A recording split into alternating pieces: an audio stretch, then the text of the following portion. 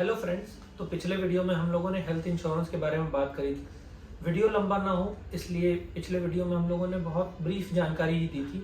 इस वीडियो में मैं आपको हेल्थ इंश्योरेंस के बारे में डिटेल्ड जानकारी देने की कोशिश करूंगा और बताऊंगा कि हेल्थ इंश्योरेंस किसको, क्यों और कितना लेना चाहिए और इसके क्या फ़ायदे और क्या नुकसान है, कैसे इस्तेमाल कर सकते हैं इसको। नमस्कार, मेरा नाम शीतल गुप्ता है। मैं एक इंश्योरेंस एडवाइज़र और म्यूचुअल फंड डिस्ट्रीब्यूटर हूँ।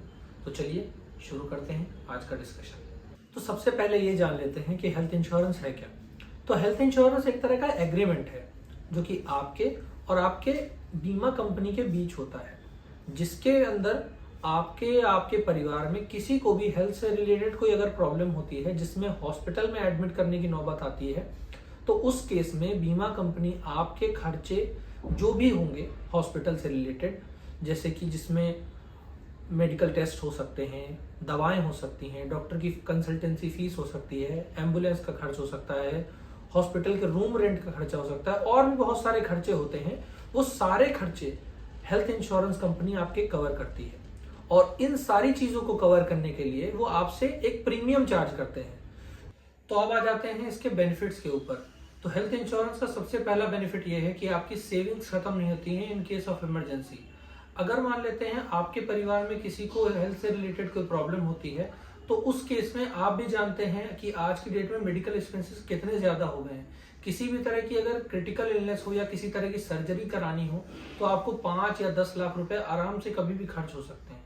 तो उस केस में आपकी जो खर्च हैं वो हेल्थ इंश्योरेंस कंपनी कवर करती है और आपको अपनी सेविंग्स को छेड़ने की जरूरत नहीं पड़ती है। दूसरा फायदा ये होता है हेल्थ इंश्योरेंस का कि आपको कैशलेस ट्रीटमेंट मिल जाता है, जिसमें आपको एक भी पैसा अपनी जेब से खर्च करने की जरूरत नहीं होती है, क्योंकि ज़्यादातर पॉलिसीज में एक नेटवर्क हॉस्पिटल होता है इन कंपनियों का, जिसमें आपको कैशलेस इलाज मिलता है, यानी आपको पैसा देने की जरूरत नहीं है। तीसरा फायदा है कि आप अपने कंपनी के इंश्योरेंस में आप टॉपअप करा सकते हैं। बहुत सारी कंपनी अपने एम्प्लॉयज़ को हेल्थ इंश्योरेंस देती हैं जो कि 1-1.5 लाख, 2 लाख, 3 लाख तक होता है, जो कि कई केसेस में सफिशिएंट नहीं होता है। तो अगर आपको लगता है कि वो कम है तो आप उसका टॉपअप भी करा सकते हैं। चौथा फायदा है, अगर आप हेल्थ इंश्योरेंस को यंग एज में लेते हैं तो आपका प्रीमियम बहुत कम आता है और आपके लगभग सारे डिजीज कवर हो जाते हैं। वैसे तो यंग एज में डिजीज होने के बहुत कम चांसेस होते हैं, लेकिन आने वाले समय में आपको कई सारी बीमारियां या डिजीज आपको हो सकते हैं जो कि यंग एज में हेल्थ इंश्योरेंस लेने की वजह से आपके कवर हो जाते हैं। और ज्यादातर पॉलिसीज में प्री एग्जिस्टिंग डिजीज कवर करने के लिए एक वेटिंग पीरियड होता है, जो कि यंग एज में लेने की वजह से आप उस पीरियड को जल्दी निपटा सकते हैं। उसके बाद आपकी लगभग सारी बीमारियां इस हेल्थ इंश्योरेंस में कवर हो जाती हैं। पांचवा फायदा है, इसमें आपकी लाइफस्टाइल डिजीज भी कवर हो जाती हैं। जैसे आज के समय में लोग बैठ के ही काम करते हैं, उस वजह से बहुत सारी बीमारियां हम लोगों को हो जाती हैं। और कोविड के बाद से तो लोग घर से भी बैठ के काम करने लगे हैं, उस वजह से हम लोगों को जो बैठे बैठे काम करने की वजह से जो भी बीमारियां लग सकती हैं, उन सब चीज़ों को भी इसमें कवर किया जाता है। और छठा फायदा इसमें यह है, इसमें आपको डे केयर सर्विसेज भी मिल जाती हैं। जैसे कि इसमें कुछ सर्जरीज या ट्रीटमेंट में होता है कि आपको हॉस्पिटल में एडमिट होने की जरूरत नहीं होती है, तो हेल्थ इंश्योरेंस की कुछ पॉलिसीज इसको भी कवर करती हैं। और साथ ही साथ आजकल ऐसी भी पॉलिसीज हैं जिसमें आपका मैटरनिटी कवर भी होता है। और सातवां इसका फायदा है टैक्स बेनिफिट का। हेल्थ इंश्योरेंस लेने से आपको इनकम टैक्स के सेक्शन 80D में 25,000 रुपए तक का टैक्स डिडक्शन मिल जाता है अगर आप ओल्ड स्लैब चुनते हैं तो।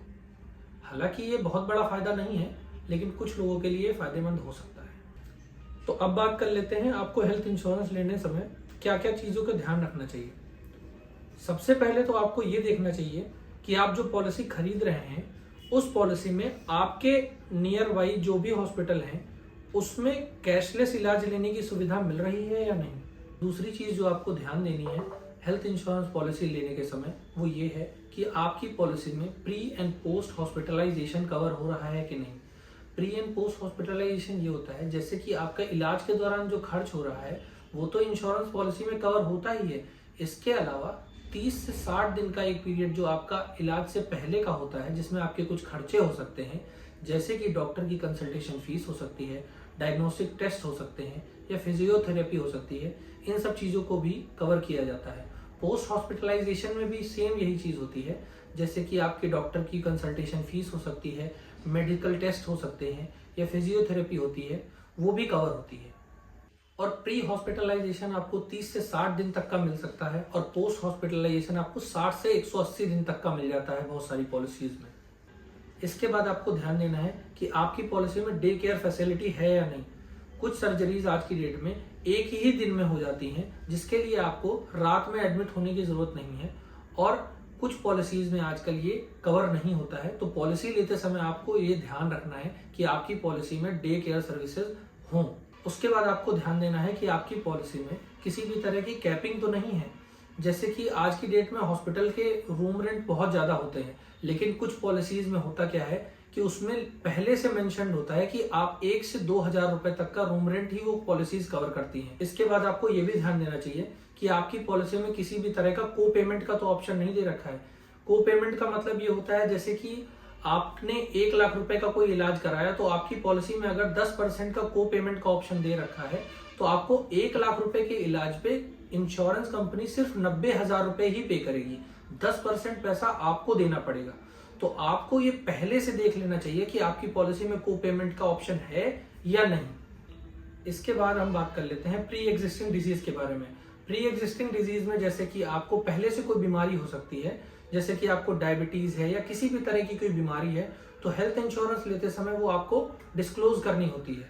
या आपकी किसी तरह की हैबिट है, जैसे स्मोकिंग है या आप अल्कोहल लेते हैं, ये सारी चीजें भी आपको डिस्क्लोज कर देनी चाहिए। अगर आप इस चीज को डिस्क्लोज नहीं करते हैं तो उस केस में आपकी पॉलिसी क्लेम के टाइम रिजेक्ट भी हो सकती है। और जो वेटिंग पीरियड होता है, जैसे कि कुछ पॉलिसीज में ये 2 साल का होता है, किसी में 3, किसी में 4 साल का भी हो सकता है। इस 4 साल के वेटिंग पीरियड के बाद ही आपकी प्री एग्जिस्टिंग डिजीज जो आपने डिक्लेयर की है वो कवर होती है। मान लेते हैं आज की डेट में, जैसे अगर आप कोई हेल्थ इंश्योरेंस पॉलिसी लेते हैं, तो आज आप अपनी जो भी प्री एग्जिस्टिंग डिजीज डिक्लेयर करते हैं वो आज के आपकी पॉलिसी में अगर 2 साल है तो 2 साल बाद, या आपकी पॉलिसी में 3 साल है तो 3 साल बाद, या 4 साल है तो 4 साल बाद ही आपका वो कवर होगा। और मेरा सुझाव है पॉलिसी लेते समय आप अपनी जो भी प्री एग्जिस्टिंग डिजीज या हैबिट्स हैं उनको डिस्क्लोज जरूर कर दीजिए, नहीं तो क्लेम के टाइम आपको प्रॉब्लम हो सकती है। इसके अलावा आप अपनी पॉलिसी में नो क्लेम बोनस कितना अवेलेबल है वो चेक कर सकते हैं।